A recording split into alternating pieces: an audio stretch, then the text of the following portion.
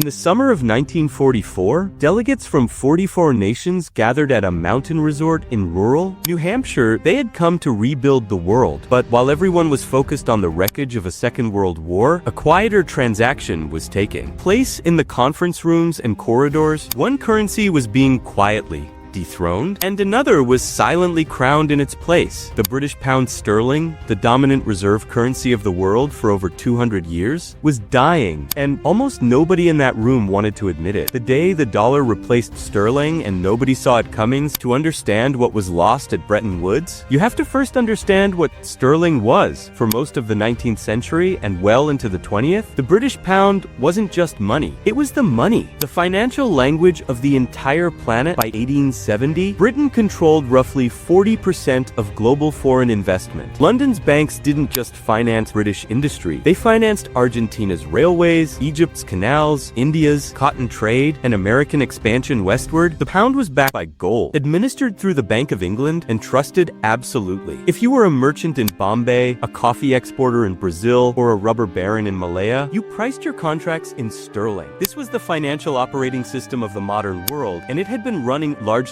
uninterrupted since the Napoleonic Wars. But systems, no matter how powerful, have vulnerabilities, and the British system had one that it had been quietly hiding for a decade. It was spending more than it earned. World War I didn't just cost Britain lives, it cost Britain its financial supremacy. Britain borrowed billions, much of it from a rising industrial giant across the Atlantic. By 1919, the United States had transformed from the world's largest debtor nation into its largest creditor. The pound survived the 1920s through sheer institutional inertia and imperial prestige. But the cracks were already showing. Then came 1939, and the second, far more devastating reckoning.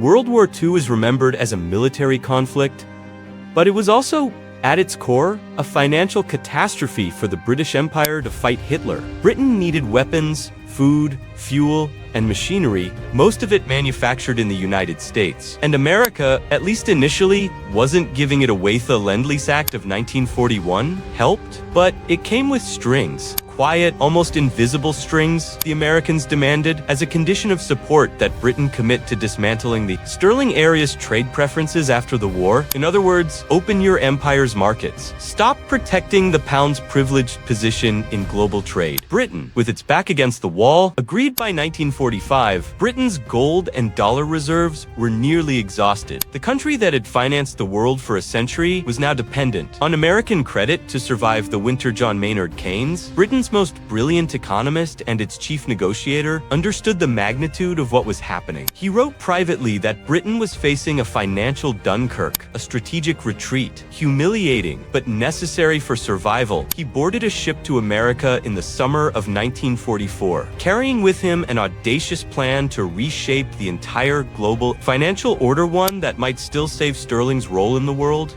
He would lose. The Bretton Woods Conference, formerly the United Nations Monetary and Financial Conference, took place in July 1944 at the Grand Mount Washington Hotel in Bretton Woods, New Hampshire. 730 delegates, 44 nations, 3 weeks of negotiations. On the surface, it was about creating a stable international monetary system after the war, preventing the competitive currency devaluations and trade wars that had turned the Great Depression into a decade-long catastrophe. But underneath, it was a negotiation about power. Keynes arrived with his Bancor plan, a radical proposal for a new, supranational currency that no single country would control. International trade would be settled in this neutral unit. No nation, not Britain, not America, would hold disproportionate power over global finance. It was visionary, it was elegant, it was immediately rejected because sitting across the table from Keynes was Harry Dexter White, the chief American negotiator. And White didn't want a neutral currency. He wanted the dollar. The American position was simple and devastating in its logic. The United States held 2/3 of the world's gold reserves. Its industrial economy was the only one that had actually grown during the war. If the new financial system was going to be anchored to anything real, it should be anchored to the dollar. Keynes fought. He argued. He was reportedly brilliant. In these sessions, and utterly exhausted, his heart already failing, struggled with the altitude and the relentless pace. But brilliance alone couldn't override arithmetic. Britain was broke. America was creditor to half the world. When the votes were counted, it wasn't close. The Bretton Woods Agreement established a global system in which all currencies were pegged to the US dollar, and the dollar alone was pegged to gold at $35 per ounce.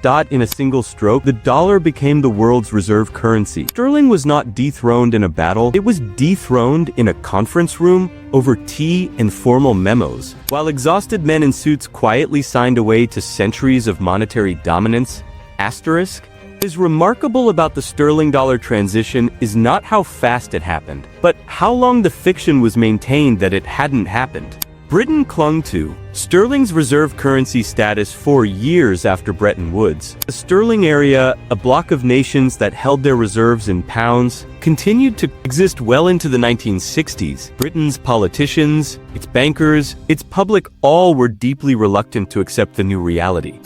There was immense psychological weight attached to the pound. It represented empire, civilization, a world order built by British hands. In 1945, the new Labour government negotiated a massive American loan, $3.75 billion, to keep Britain solvent. The condition? Sterling would have to become convertible to dollars. Within a year, when convertibility was briefly restored in 1947, the result was immediate and catastrophic. Holders of sterling around the world rushed to convert their pounds into dollars. Britain's reserves hemorrhaged in weeks. Convertibility had to be suspended in panic just 35 days after it began. The message was unmistakable. The world no longer trusted sterling the way it once had. It trusted dollars. The devaluation of 1949, when Britain slashed the pound's value from $4.03 to $2.80, was another public humiliation. A currency that had once commanded the world on its own terms was now being measured, nervously, against its American successor. And yet, even then, the political class refused to fully confront it. Here is perhaps the most important question this story raises: why didn't anyone see it coming? The signs were everywhere. Britain's debt was visible. America's industrial dominance was undeniable. The logic of Bretton Woods was clear. And yet, as late as the 1960s, senior British officials were still drawing up papers on how to preserve sterling's global role. The answer, I think, lies in the psychology of financial power. Reserve currencies don't just represent economic strength, they represent identity. They represent the story a nation tells itself about its place in the world. The Dutch guilder dominated European finance in the 17th century. When Amsterdam's banking primacy gave way to London in the 18th century, Dutch merchants and statesmen were the last to accept it. Is a pattern here worth memorizing? Reserve currency transitions are never sudden. They accumulate gradually, invisibly, through 1,000 small concessions and quiet surrenders, and then they arrive all at once. By the time the political and financial establishment admits what has happened, the transition is usually already complete. Keynes died in April 1946, less than 2 years after Bretton Woods. He never saw the full consequences of what was agreed in that New Hampshire hotel. Nobody saw the dollar coming for sterling. The only real question, the question history keeps asking, is who will be the last to see what comes next? Please subscribe.